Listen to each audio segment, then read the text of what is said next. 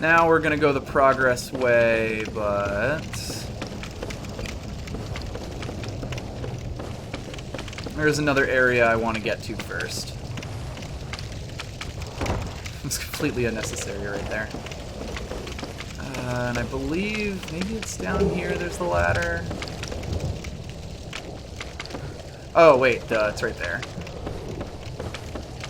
Yeah, you really do need to use these torches here for a way up.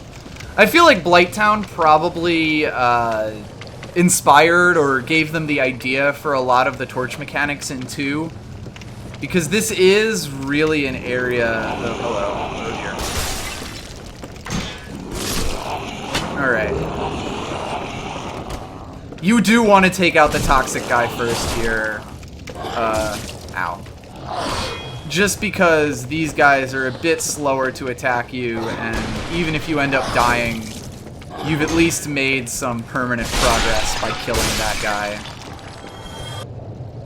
They drop purple moss clumps when they die, which sort of feels like a cruel joke, because regular purple moss clumps can't actually cure toxic.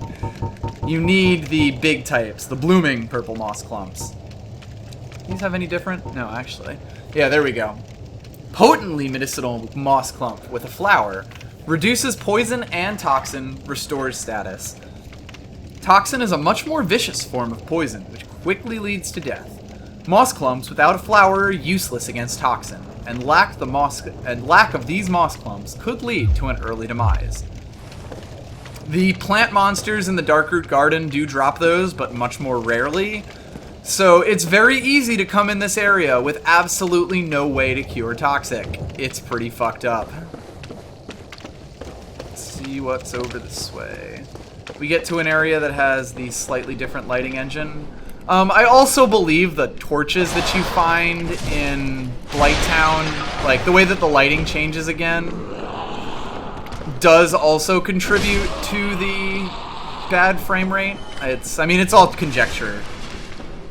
For me at this, or by me at this point, but I want to say that's the case, just because you can tell that the frame rate gets significantly better once we go back to this greenish, gross version. Anyway, this path leads us to the butt of this thing, and you'd think it would be an easy kill from here, but it can be a little difficult to actually properly hit this thing's weak point. And I'm not entirely sure why. Oops. Maybe a well-placed combustion? No?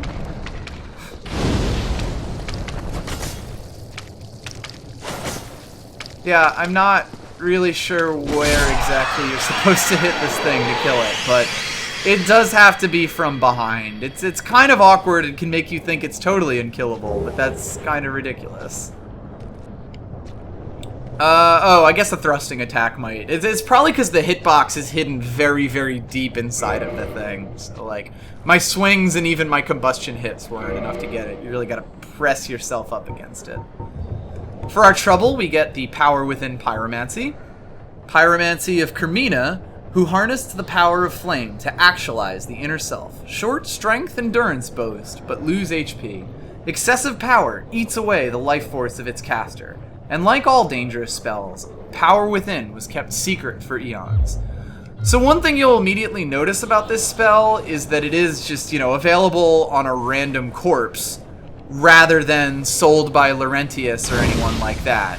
It's meant to tell you, the player, that Power Within is this kind of transgressive spell. Be wary of left. Yes, good advice. Because there is another very difficult encounter here. Oh god. Oh god. Nice. Be wary of left.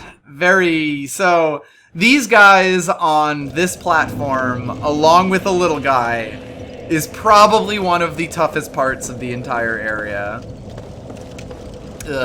So the placement of that pyromancy really is a neat storytelling touch. Let's see if we can get this guy. It's worth noting that if I didn't kill the guys who were on the platform above me before this, this encounter suddenly gets even more difficult.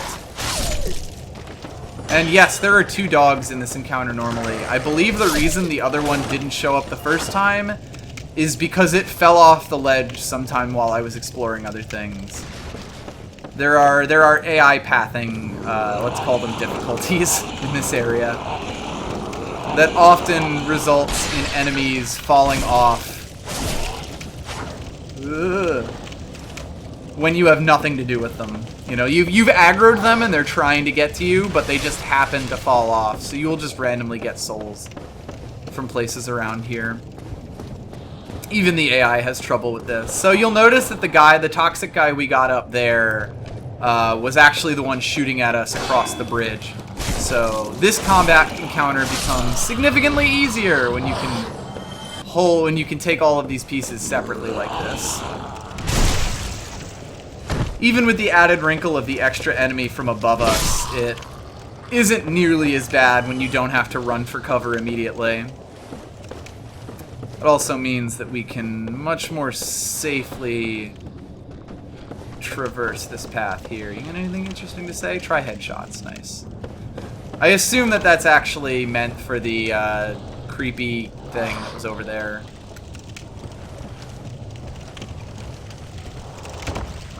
I've definitely aggroed a few enemies here. I don't know where they are, though.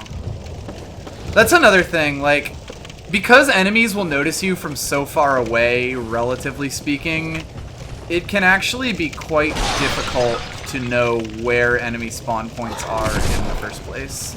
Oh dear. Goodbye. So you can sometimes encounter enemies in completely different places from where you did the first time you saw them. Alright, so there's this guy first, and again, you have to be really fucking careful because there is in fact a little dude with him. Nice.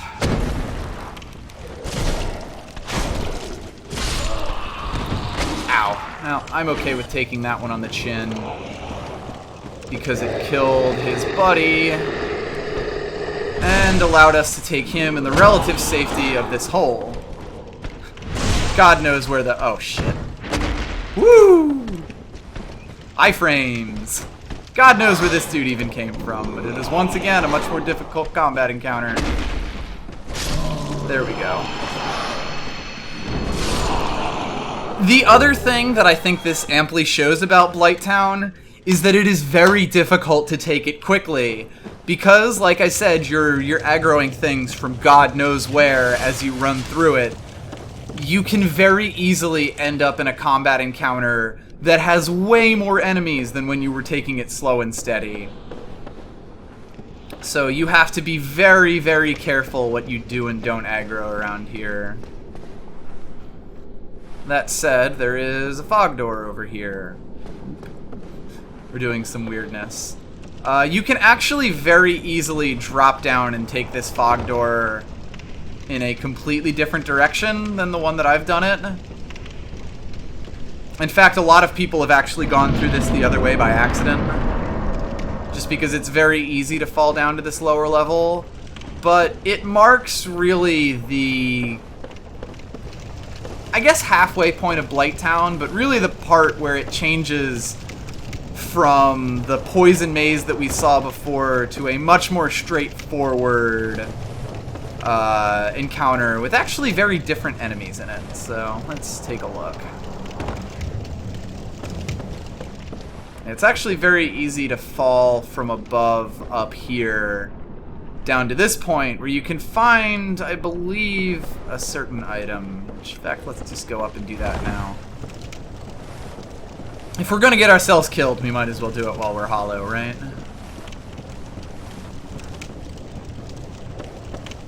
Also an item over there. I think that might be a completely different path from here. Yeah, I want to say that that's actually a return trip upwards through a different path. So anyway, you come out here up to this fog door, but if you're paying attention, you will actually notice there is an item below you, and it's not easy to fall off and get, but it is unique. So it is very easy to get to end up going through that fog door backwards, exactly because there's this item here that you can get and end up right back here. There's a message out there on a rickety walkway, but I'm not even going to attempt it because there is nothing out there. That's a pretty evil message, actually, that probably just says beware of trap or something like that. So with this done, we actually meet rather creepier enemies that reside in Lower Blight Town. They stagger fairly easily, but their fire attacks will probably break through a lot of your armor. There's another... Oh yeah, and they have large hitboxes, so it's very easy. Ugh. Very easy for them to get stuck in you in rather funny ways.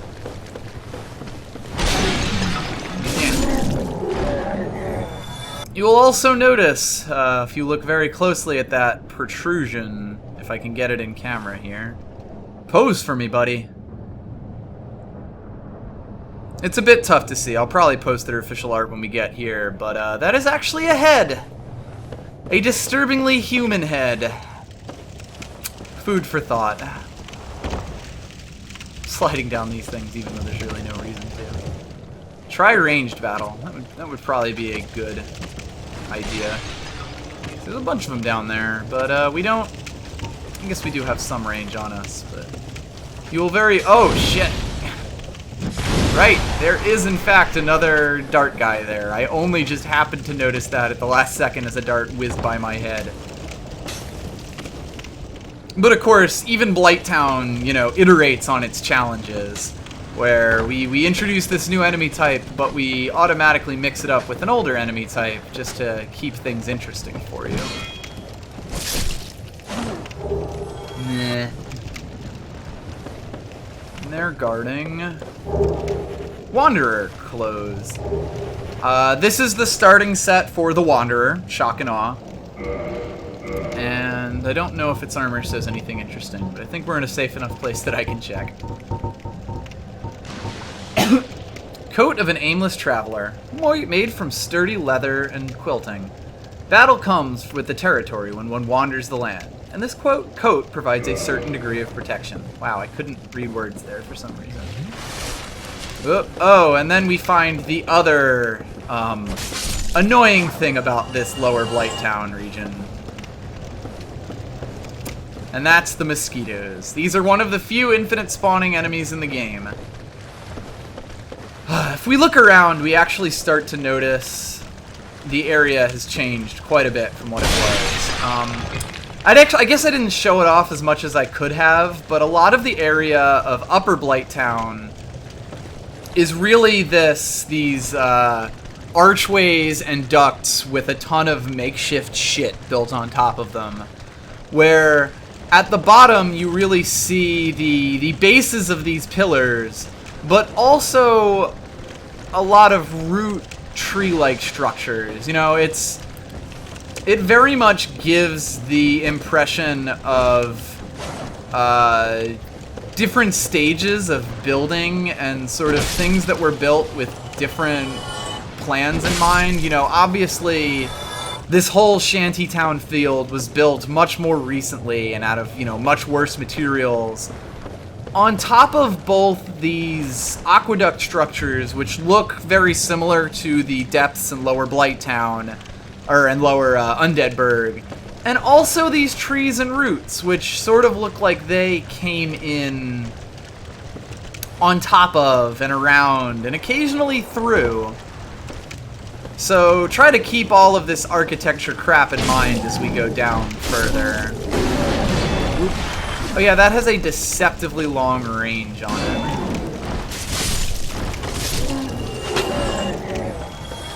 There we go. Yeah, these mosquito things poison and stagger you, and they're really just very annoying and bad. Oh, and it's really tough to hit them. They're just awful. I hate them. It's really tough to hit them. Oops. If I was to actually hit these things, you would notice they're very resistant to fire as well. So, Blight Town is really the first place that we start seeing things resistant to fire along this path, and things that are deformed in very, very creepy, unsettling ways. But it's really just the beginning of that, let's say. God, these things are awful. I believe on release they did not actually give EXP either. Because fuck you, that's why. Let's see, yep, there we go. Yeah, you can, as you get down here, you come into a really bad neighborhood. This is probably a good place to show how little fire does to them. Well, especially when there's a plank in the way. Whoops, yeah, 27 damage. Real fucking useful. There we go. You're just better off using your shield here. They're much more resistant to your fire attacks. Which is, you know, a very A, lore important thing, but B, game decision thing, where if you've been leaning on pyromancy a lot down in the depths and down in Blight Town, these are the first enemies that are really heavily resistant to it. There is also an item down there, but it's sort of a trap that leads us to the next big important thing about the bottom of Blight Town. The poison swamp. Everything about this area is designed to be a pain in the ass, and this swamp is no exception. Not only will you be slowed by it if you haven't yet found the item that halts slow, but you will also get poisoned just by standing in it. And while a lot of people tend to try to avoid the poison as much as they can, I find the best strategy is actually to just let it poison you and tough it out. To compensate for the fact that this area is awful to traverse, none of the enemies are all that difficult. So you can really just take this poison on the chin. I mean, if it were toxic, it would be one thing, but poison is not nearly as gross and bad. That said, if you have been struggling for a long-ass time with Blight Town, this fire is one of the biggest sights for sore eyes you are ever going to find in the game. Like, thank God. We have, in fact, found all of the bonfires in Blight Town. So just consider that if you feel like I've gone through this very quickly and like how bad could it be. This is also sort of a funny area in that you walk in here and you as the player have just gone through so much shit in Blight Town, and suddenly you walk into here and there's absolutely nothing over here. You're like, alright, this must be a trap, right? But it's not. It's just a chest. It has a dragon scale in it. Neat. It's such a big setup, and you are so sure that something is going to happen. And in a way, this is really set up for for a moment that's going to come much later from now. Because you haven't seen a mimic chest in this game, but as a gamer, you sort of feel like, well, Dark Souls must have mimics, right? And this would be the perfect place to put one. But then they don't. But then Dark Souls does in fact have mimics. So we'll keep that in mind. Now, to find this dragon scale, you actually have to go into your Titanite items, because it's meant to upgrade weapons. Dragon scale for reinforcing dragon weapons. Peeled from an ancient dragon. I really like the verb peeled there. Like, it gives it a very different feel. A dragon is inseparable from its scales, and the transcendent apostles who seek the perpetuity of the dragons have crossed the very end of the earth to seek this valuable treasure. So this is both a reinforcement weapon and also kind of a PvP weapon, but we're not going to see that for quite a while. Even though we're a lot closer to it than you might think.